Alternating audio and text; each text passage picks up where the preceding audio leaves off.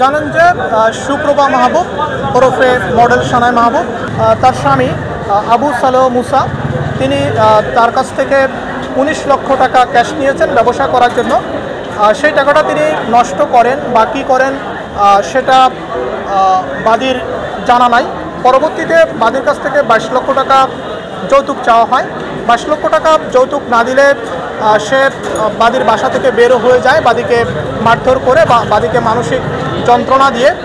পরবর্তীতে ৩১/৭/২৫ তারিখে আবারও ২২ লক্ষ টাকা যৌতুক চাওয়া হয় এবং বলা হয় যে তুই যদি টাকা না দিস তাহলে তোর সাথে সংসার করব না, তুই যদি টাকা না দিস তাহলে শতবার লিগ্যাল নোটিশ দিয়েও তুই আমার সাথে সংসার করতে পারবি না, কোর্ট কাছারি আমার কিচ্ছু করতে পারবে না।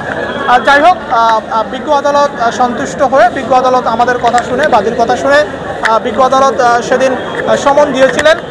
সমন পেয়ে বিজ্ঞ আদালতে আজকে ১৬/২৫ তারিখে সানাই মাহবুবের স্বামী অর্থাৎ আজকের মামলার আসামি বিজ্ঞ আদালতে হাজির হয়েছেন এবং তিনি বিজ্ঞ আদালতে হলফ করে বলেছেন যে তিনি বাদীর সাথে আপোষ করবেন, বাদীর সাথে সংসার করবেন এবং বাদীর কাছ থেকে নেওয়া যে ১৯ লক্ষ টাকা, সে ১৯ লক্ষ টাকার কী হবে সেটা জানতে চাইলে সে বলেছে যে আগামী মঙ্গলবারে আমরা এক জায়গায় বসবো আমাদের বিজ্ঞ সিনিয়র অ্যাডভোকেট খোরশেদ আলম স্যারের চেম্বারে।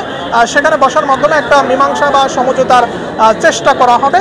সেখানে আমরা ব্যর্থ হলে আমরা বারবার বিজ্ঞ আদালতকে বলেছি যে বিজ্ঞ আদালত যেহেতু সে আপোষের সাথে জামিন নিয়েছে, হলফ দিয়ে লিখিত বিবরণ দিয়ে সে আদালত থেকে জামিন নিয়েছে, আপোষ করবে বলে আপোষটা যেন নামে মাত্র আপোষ না হয়। আমরা কোর্টে অনেক সময় দেখে থাকি যে আপোষের নামে অনেক তালবাহানা চলে, তো বিজ্ঞ আদালত এটার উপর জোর দিয়েছেন যে না, এটা আপোষটা আপোষের এবং আসামি পক্ষের আইনজীবী বলেছেন যে আপোষটা নামে মাত্র আপোষ হবে না, এটা সত্যিকারের আপোষ হবে এবং সত্যিকারের আপোষের মাধ্যমে ভালো একটা সমঝোতা আসা। এখানে আসলেই দুই পক্ষই সংসার করতে চেয়েছে, এটাই আদালতে বলা হয়েছে এবং আমাদের পক্ষ থেকে বলা হয়েছে যে সংসারে যেন নিরাপত্তা থাকে, সংসারে যেন যৌতুক চাওয়া না হয়, সংসারে যেন এমন কোনো ঝামেলা না হয় যে ঝামেলায় বাদী পক্ষ সংসার করতে অনাগ্রহ প্রকাশ করে। যাই হোক, আমরা অপেক্ষা করছি, দেখা যাক মামলা কী হয়। পরবর্তী তারিখ এখন পর্যন্ত সেট হয় নাই, তবে আগামী মঙ্গলবারে আমরা দুই পক্ষ মিলে বসবো।